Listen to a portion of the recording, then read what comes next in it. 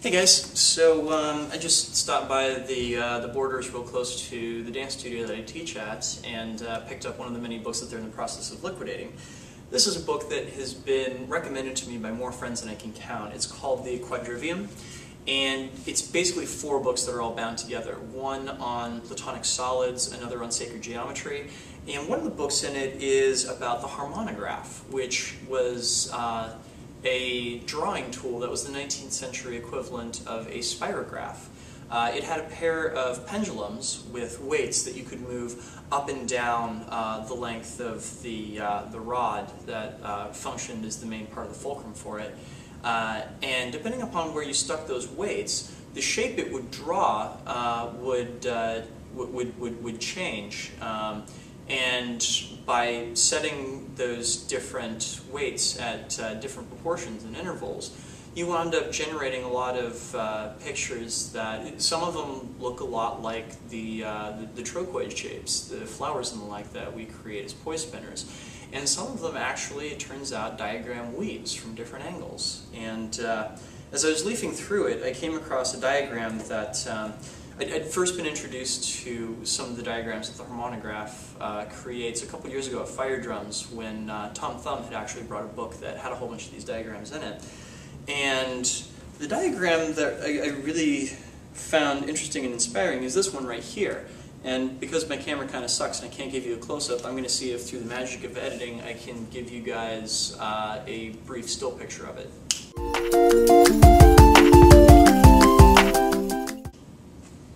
Great, I'm glad that worked. So what you'll see in that diagram is there's a pair of images of this, this particular pattern put side to side, and if you focus your eyes in the right way, it works just like a magic eye, and you can see it as a three-dimensional shape. And when you do see it as a three-dimensional shape, you see it as this very complicated three-dimensional piece of knotwork. As I was looking at it this time around, I realized from the start that I had already been playing with this pattern.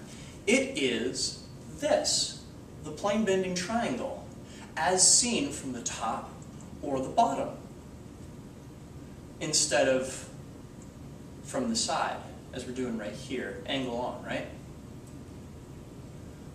What I also realized upon seeing the diagram this time was that it opened up the possibility of inserting a weave at each of the different plane-bent vertices, because they're essentially just cross points, right?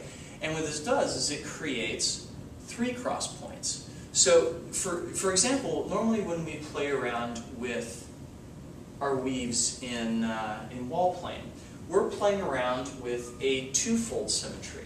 One where we have a cross point here, and we have a cross point over here on the other side of our body. And in between, we're just kind of sliding our plane straight across our body, right? Whether it be in front like this, or whether it be behind like this. But what if we took an approach of having the cross points be 3-fold rather than 2-fold? In which case, I can stick a cross point here, a cross point back here, and a cross point back here. And it creates a situation where it feels like I'm in wheel plane when I'm facing the camera, and then as soon as I switch to my backside, it feels like I am in wall plane. And I can turn back and forth however I see fit, yeah? What's cool about this is it sets up actually a different kind of symmetry that, for a live audience, if you're working in a situation where the audience is all around you rather than on one side of you, each and every person in the audience then is going to get a real interesting picture out of this. Whereas, of course, if you've got somebody on the side as you're doing wall plane moves, they pretty much just see straight lines, which isn't as visually dynamic. Okay, so let's take the next step down the rabbit hole then. We know that we can take each of these cross points and insert a 3D weave here, right?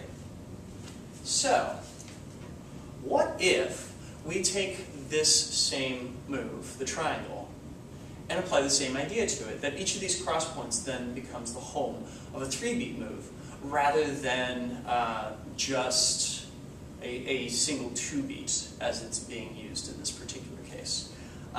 This actually took quite a bit of practice, but this is the result that came out of it.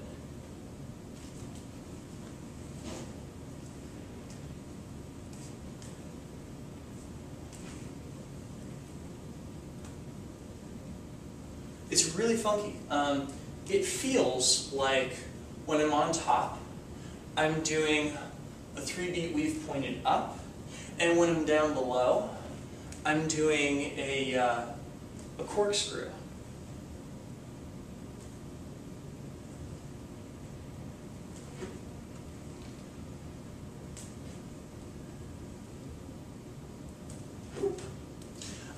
So it winds up feeling like I'm doing forwards weave up, corkscrew counterclockwise, reverse weave up, corkscrew clockwise, forwards weave up, corkscrew counterclockwise, reverse weave up,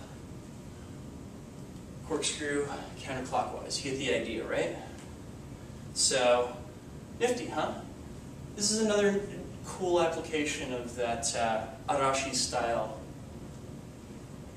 plane bending that I have been working to try and cultivate in recent videos. And I hope I pronounced it that time right, Arashi.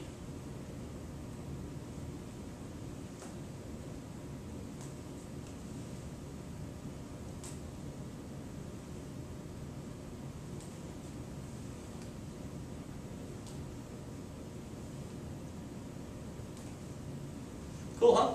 So, yeah, I'm going to keep on pouring through the book and see if there are any other nifty diagrams that give me any bit of inspiration. But I thought this was cool enough to share right away. So, thank you guys for watching, and have yourselves a great week. Talk to you soon. Peace.